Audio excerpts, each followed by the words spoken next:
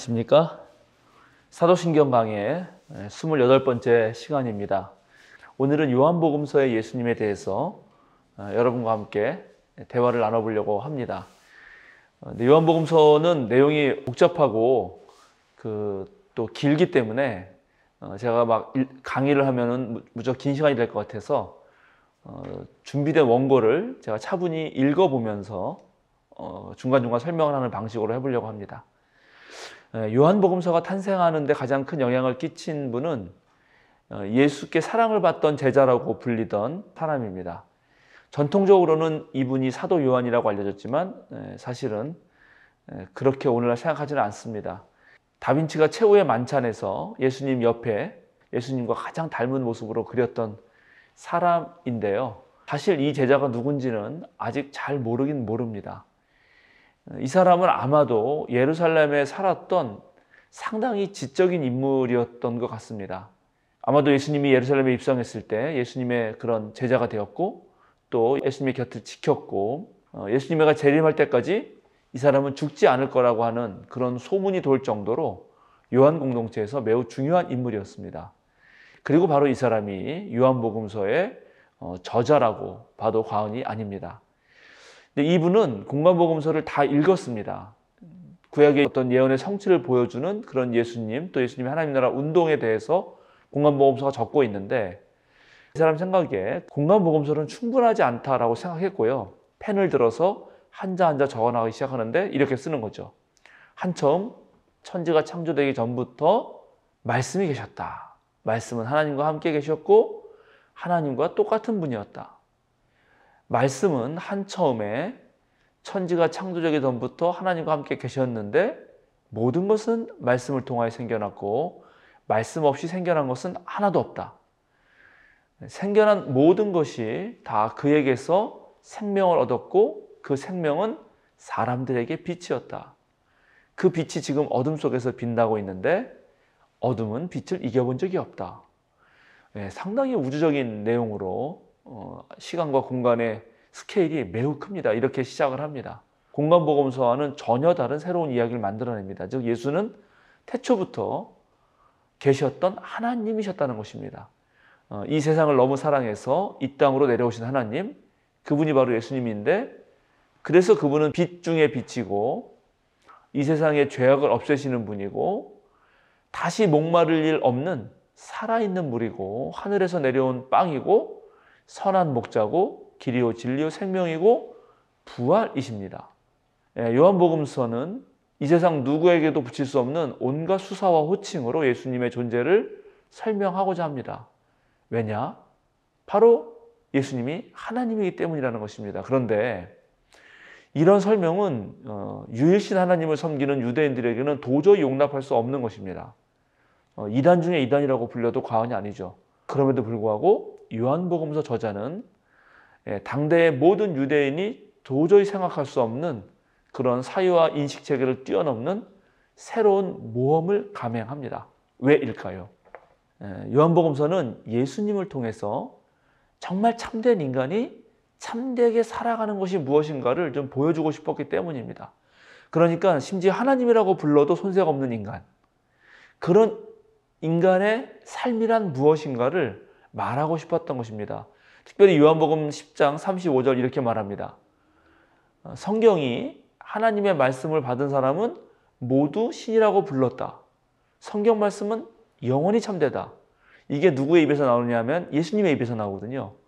그러니까 예수님의 입에서 말하기를 성경이 말하는데 하나님의 말씀을 받은 모든 사람이 신이라는 겁니다. 심지어 예수님은 이런 말씀도 하시죠. 너희를 정말 잘 들어두어라. 나를 믿는 사람은 내가 하는 일을 할 뿐만 아니라 그보다 훨씬 더 큰 일도 할 것이다. 이게 예수님 말씀입니다. 그러니까 요한은 지금 인간을 전혀 새롭게 생각하고 있습니다. 그동안 죄를 짓고 욕망 덩어리고 실수하고 부족하고 그렇게 생각하는 것만이 아니죠. 오히려 인간에게서 하나님의 가능성, 즉 신의 가능성을 발견할 수 있다 이렇게 말하면서 실제로 자신이 속한 공동체에서 그런 것을 한번 실현해 보고 싶었던 거죠. 정말 하나님의 형상을 있는 그대로 발현하는 공동체를 만들어 보고 싶었던 것입니다. 즉 자기를 위해서 타인을 이용해 먹는 인간이 있는가 하면 오히려 반대로 타인을 위해서 자신을 희생하는 인간도 있다는 걸 보여주고, 종과 여인과 제자에게 군림하고 그래서 또 부려먹는 그런 주인, 남자, 선생이 있는 반면에 허리에 수건을 두르고 발을 닦아주는 선생님도 있고, 심지어 자기 친구를 위하여 목숨을 버리는 사람도 있다. 그러한 사랑도 있다는 것을 보여주고 싶었던 것이 바로 요한복음서 저자입니다. 바로 요한은 그런 인간 안에 들어있던 본래의 하나님의 형상을 말해주기 위해서 거꾸로 하나님의 인간성, 즉 인간이 되신 하나님을 말하는 것입니다. 누구나 하나님의 그 고귀한 형상을 회복할 수 있음을 보여주기 위해서 이 땅으로 내려오신 하나님의 자기 비움을 말하는 거죠. 요한 공동체는 신앙의 성숙을 위해서 예수님을 이스라엘의 왕이나 메시아로만 인식했던 그런 초기의 제자들처럼 생각하지 않습니다. 또 그 니고데모처럼 어떤 정치 사회적인 그런 자리에 있어서 얻는 그런 생명이 아니라 훨씬 더 고차원적인 삶, 즉 위로부터 거듭나는 삶이 있다는 것을 말해줍니다. 정결의식이라는 게 유대교에 있었는데요. 항아리에 물을 붓고 그걸로 계속 몸을 씻는 거죠. 죄를 짓고 몸을 씻고, 죄를 짓고 몸을 씻고. 그런데 이런 순환이 아니라 그런 것을 일거에 무너뜨리고 모든 사람이 함께 어우를 수 있는 축제의 자리가 가능하다는 걸 말해주려고 합니다. 그게 가나의 혼인잔치가 보여주는 이야기죠. 오병이어의 기적을 통해서는 하늘에서 내려주는 참된 양식을 먹어야 한다고 말하고 있고요. 그 다음에 성만찬 의식을 통해서도 물론 성찬 의식도 중요하지만 더 중요한 것은 진정으로 서로 발을 닦아주면서 서로 섬기는 그런 것이다라고 말을 합니다. 태어나면서부터 시각장애인이었던 사람이 이야기가 나오는데 그 사람은 눈을 뜨고 예수님이 참된 메시아라고 고백을 하게 됩니다. 나사로의 이야기를 통해서는 죽었던 몸이 다시 부활할 수 있는 가능성까지 말을 합니다.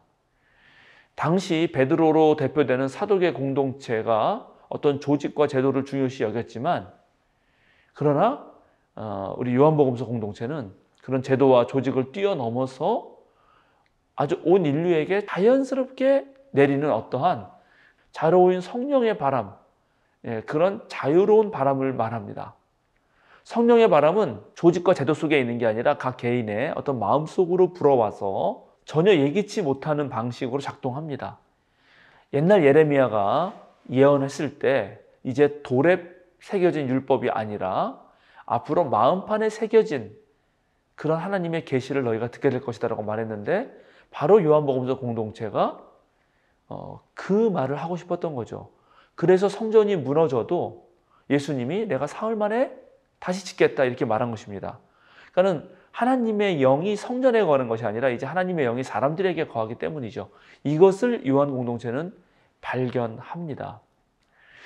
저는 세상으로 보내는 말씀에서 우리 성도들에게 자유인으로 살라고 말합니다. 우리 어떻게 자유인으로 살 수 있을까요? 진정한 자유인 말입니다. 우리 한국 사람들의 일상에 녹아있는 유교 같은 경우는 자유인으로 살기 위해서는 엄청난 수행이 필요하다고 말합니다. 어떤 사변 이성적인 지식과 경험이 아주 쌓여서 어느 순간 자신도 모르는 사이에 상황에 딱 들어맞는 그런 적실한 행동이 나오는 것, 그 상태를 자유라고 부릅니다. 공자는 70이 되었을 때 자기가 자기 마음대로 해도 어떤 법대도 어긋나지 않았다고 말하고 있는데, 바로 그게 유교가 말하는 자유이고, 그렇게 해서 유교는 사람 사이의 관계를 결정하기 위해서 아주 개개인의 인문학적 수양이라고 할 수 있는 인을 강조하면서 어떤 윤리의 길을 펼쳐놓죠. 한편 불교는 모든 것이 서로 연결되어서 일어난다는 깨달음, 즉 연기라는 깨달음을 통해서 우리가 한 곳에 고정되어서 갖고 있는 집착, 고정관념, 이런 모든 탐욕과 같은 데서 해방되는 그런 경지에 일어날 수 있다고 말하죠. 너와 내가 다르지 않고 이 사건이 바로 저 사건과의 관계 속에서만 발생하는 것이다. 그러니 좋고 나쁘고 옳고 그르고 이런 구별이 모두 같은 것의 양면이다. 근데 그걸 나눠보는 것은 무지의 소치라고 그렇게 말하는 것이 불교입니다. 고타마 시탈타, 즉 붓다는 보리수 나무 아래서 이런 모든 것을 깨닫고 깨달은 자, 그게 붓다란 말이죠. 깨달은 자가 됩니다. 모든 어떤 집착의 그런 사로잡힘에서 해방되죠. 그렇게 함으로써 불교는 매우 깊고 넓은 심리학의 길을 열어놓습니다. 그런데 요한복음서 저자는 자유인이 되기 위해서는 서로 사랑하라라고 말합니다. 요한복음서 예수님은 우리에게 세 계명을 주는데 이렇게 말씀하십니다. 서로 사랑하여라. 내가 너희를 사랑한 것 같이 너희도 서로 사랑하여라. 너희가 서로 사랑하면 세상 사람들이 그것을 보고 너희가 내 제자라는 것을 알게 될 것이다. 근데 요한 공동체 안에는 세례 요한을 따르던 사람들도 있었고요. 또 이방인의 대표처럼 여겨지던 사마리아 사람도 있었고요. 내가 그리스도인이다. 이렇게 말하기를 되게 어려워하는 유대인 교회의 눈치를 보면서 한 발은 유대교에 담그고 한 발은 요한 공동체 담그는 그런 사람들도 있었고요.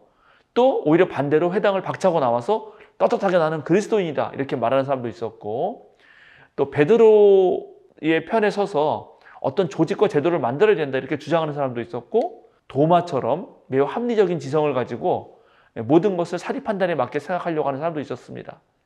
그러니까 요한 공동체는 매우 다양한 사람들이 섞여 있었습니다.